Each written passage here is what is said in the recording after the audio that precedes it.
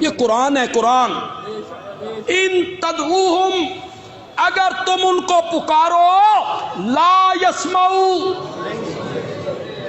یار لا بڑی ڈاڈی شے نہیں، ہر جگہ تے لا عملے کو، پھر آ گئی لا.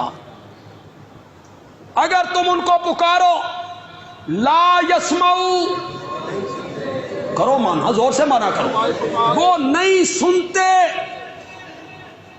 دعاکم، تمہاری پکار کو وہ سننے کی صلاحیت نہیں رکھتے. اور جو سن نہ سکے اس سے مانگنا کیا؟ خدا دی قسم اللہ بھی بنیاد تے ہاتھ رکھے. جنگ دی بولی چاہتے ہیں تھڈیوں پھاڑ لے.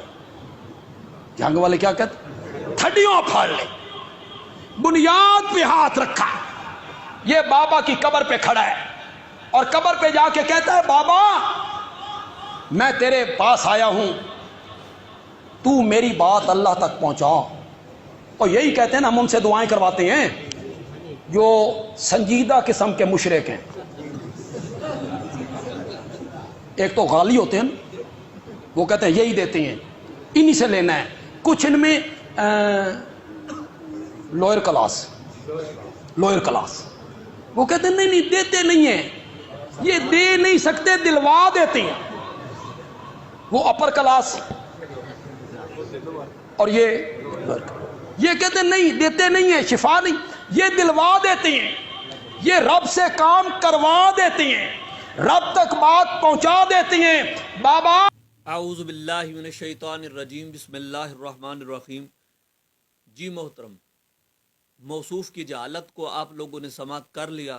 موصوف نے قرآن پاک کی ان آیتوں سے استدلال کیا جو مشرکین کے بارے میں آیتیں نازل کی گئی تھیں، ان سے استدلال کیا. یہ وہی خوارج کی پرانی نشانی ہے کہ وہ قرآن جو بتوں کے متعلقہ آیتیں ہیں، مشرکین کے بارے میں جو نازل کی گئی ہیں آیتیں، وہ مسلمانوں پر فٹ کرتے ہیں.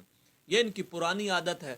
لیکن میں موصوف سے صرف اتنا کہنا چاہوں گا، موصوف مجھے یہ بتائیں کیا انہوں نے یہ ٹھان لیا ہے کہ قرآن مجید کی بعض آیتیں ماننا، ان پر ایمان رکھنا ہے اور بعض آیتوں کا انکار کرنا ہے؟ اب دیکھیں، میں قرآن پاک کی آیتیں آپ لوگوں کے سامنے رکھتا ہوں تو پھر مردے کا سننا قرآن مجید کی آیتوں سے بالکل ثابت ہے. کیا یہ آیتیں ان کو نظر نہیں آتی؟ میں پہلی آیت پیش کرتا ہوں. میں جناب پارہ نمبر 3 سورہ آل عمران آیت نمبر 49 آپ لوگوں کے سامنے رکھتا ہوں. اللہ تبارک و تعالیٰ نے قرآن مجید میں ارشاد فرمایا، وَأُبْرِهُ الْأَكْمَحَ وَالْأَبْرَصَ وَأُحْيِي الْمَوْتَى بِإِذْنِ اللَّهِ. حضرت عیسیٰ علیہ السلام نے فرمایا میں شفا دیتا ہوں اور مادرزاد اندھے اور سفید داغ والے کو، اور میں مردے جلاتا ہوں اللہ کے حکم سے. اس آیت کریمہ سے ثابت ہے کہ حضرت عیسیٰ علیہ السلام مردوں کو زندہ کرتے وقت جو لفظ بولتے تھے، تفاسیر اٹھائیں، ان میں لکھا ہے قم بِإِذْنِ اللہ، اٹھ اللہ کے حکم سے. اب یہ قم امر کا صیغہ ہے، تو یہ پہلے مردہ سنتا ہے، بعد میں معجزے کا ظہور ہوتا ہے. پہلے چونکہ اگر مردہ سنتا نہیں تو پھر قم بِإِذْنِ اللہ کسے کہا جا رہا ہے؟ تو حضرت عیسیٰ علیہ السلام کے قم بِإِذْنِ اللہ سے یہ بات بالکل ثابت ہوتی ہے کہ پہلے مردہ قم بِإِذْنِ اللہ کو سنتا ہے، سماع ثابت ہے، سماع موتا ثابت ہے، اس کے بعد معجزے کا ظہور ہوتا ہے.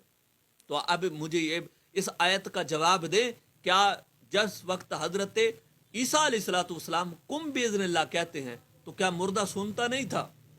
تو پہلے قم کا سننا ثابت ہے، پھر اس کے بعد معجزے کا ظہور ثابت ہے. میں قرآن کی اگلی آیت پڑھتا ہوں. قرآن کی اگلی آیت جناب والا پارہ نمبر 8 ہے اور رکوع نمبر تقریباً 17 ہے. فَتَوَلَّى عَنْهُمْ وَقَالَ يَا قَوْمِ لَقَدْ أَبْلَغْتُكُمْ رِسَالَةَ رَبِّي وَنَصَحْتُ لَكُمْ وَلَكِنْ لَا تُحِبُّونَ النَّاصِحِينَ. تو اس کا ترجمہ سماعت فرمائیں. پس ان سے منہ پھیرا اور کہا، اے میری قوم، بے شک میں نے تمہیں اپنے رب کی رسالت پہنچا دی اور تمہارا بھلا چاہا، مگر تم خیر خواہوں کے غرض ہی نہیں. اب یہاں پر ترجمہ سماعت کیا آپ لوگوں نے. اس میں جس وقت قوم سمود پر اللہ تعالیٰ کا عذاب نازل ہوا، قوم مر گئی، ہلاک ہو گئی، اس کے بعد حضرت صالح علیہ السلام نے ان مردہ لوگوں کو یہ خطاب کیا۔ اب مجھے یہ بتائیں، وہ مر گئے تھے، جب سماع موتیٰ ثابت نہیں تو پھر حضرت صالح علیہ السلام نے ان مردہ لوگوں کو یہ خطاب کیوں کیا؟ مردہ لوگوں کا خطاب حضرت صالح علیہ السلام نے جو ان سے کیا ہے، یہ قرآن کی آیت سے ثابت ہے۔ معلوم ہوا کہ مردے سنتے ہیں، اگر نہیں سنتے تو پھر حضرت صالح علیہ السلام کا ان کو خطاب کرنے کا کیا معنی؟ پھر اگلی آیت میں آپ کے سامنے رکھ دیتا ہوں۔ اگلی آیت میں پارہ نمبر 9 ہے، رکوع نمبر 1 ہے اس کا، فَتَوَلَّا عَنْهُمْ وَقَالَ يَا قَوْمِ لَقَدْ أَبْلَغْتُكُمْ رِسَالَاتِ رَبِّي وَنَصَحْتُ لَكُمْ فَكَيْفَ آسَىٰ عَلَىٰ قَوْمٍ كَافِرِينَ۔ تو حضرت شعیب علیہ السلام نے مردہ قوم کو، قوم مدین پر جس وقت عذاب آیا تو اس وقت حضرت شعیب علیہ السلام نے مردہ قوم کو یہ خطاب کیا۔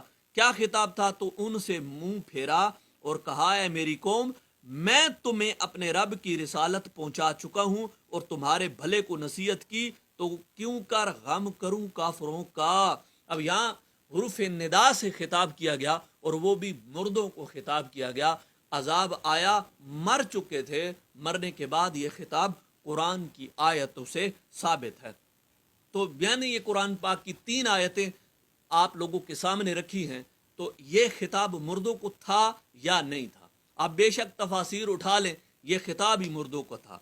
اچھا جی، آگے پھر میں آپ کو آپ کے گھر سے بھی حوالہ دے دیتا ہوں تاکہ آپ کو پتہ لگے۔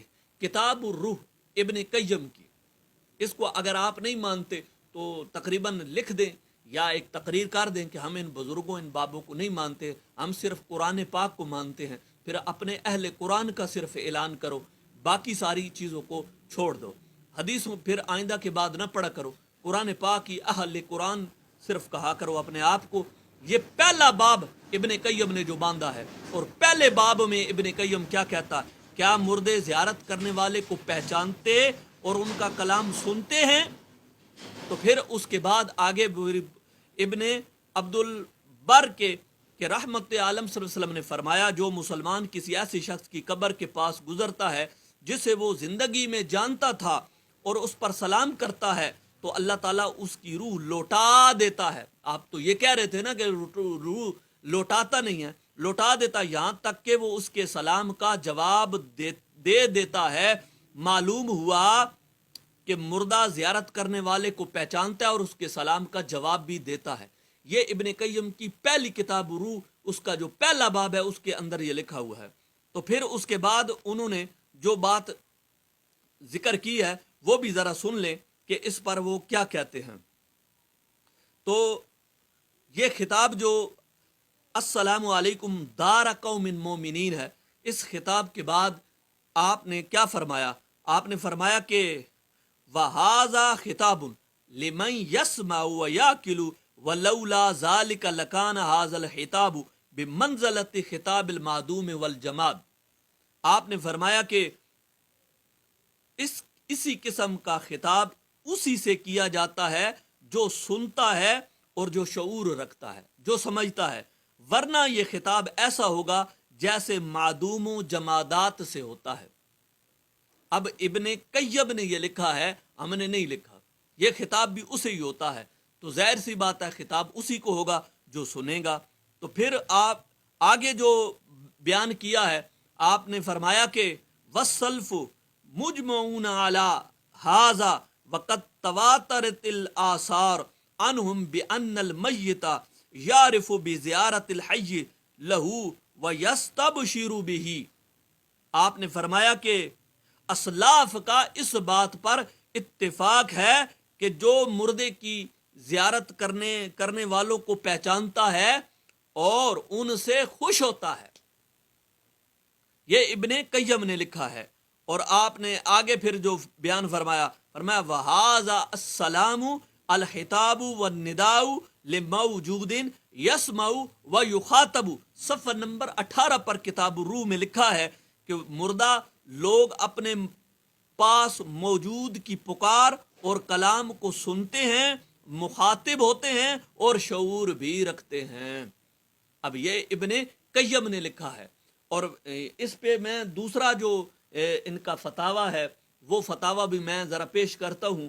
ان کا ایک فتاویٰ ہے، فتاویٰ جو حرم شریف کے اندر لکھا گیا ہے، اسی فتاوے کے اندر بھی یہ بات واضح طور پر موجود ہے کہ میت اپنے زیارت کرنے والے کو میت یعنی مردہ پہچانتا ہے. وہ بھی آپ ذرا علماء حرمین نے جو فتاویٰ لکھا ہے وہ فتاویٰ آپ کو نظر آ رہا ہے، اس فتاوے میں آپ دیکھیں گے تو آپ کو یہ بات عبارت وہاں پر بھی نظر آئے گی.